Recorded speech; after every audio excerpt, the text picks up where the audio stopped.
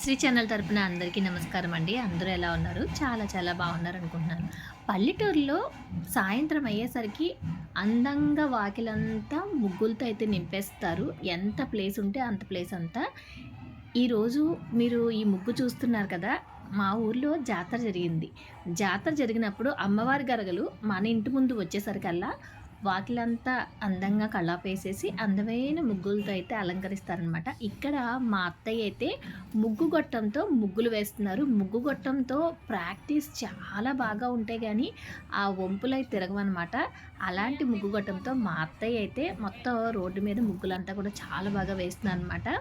మా వాకిలితో పాటు ఎంత రోడ్డు ఉంటే అంత రోడ్డు వరకు అంతా ముగ్గులుండేలాగా అయితే ముగ్గులు వేసేస్తారండి. మాకు వరుసగా 3 వాకిళ్ళుంటాయి. ఎదురుగా దుర్గమ్మ వారి గుడి ఉంటుందనమాట. మొత్తం ఆ రోడ్డంతా ఈ చివరి నుంచి ఆ చివరి వరకు ముగ్గులతో అయితే నిండిపోతుంది.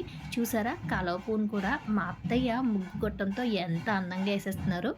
ఈ ముగ్గు గొట్టంతో ముగ్గు వేసే పద్ధతి మీకెలా అనిపించిందో కామెంట్ చేయండి. లైక్ చేయండి. షేర్ కూడా. Subscribe also.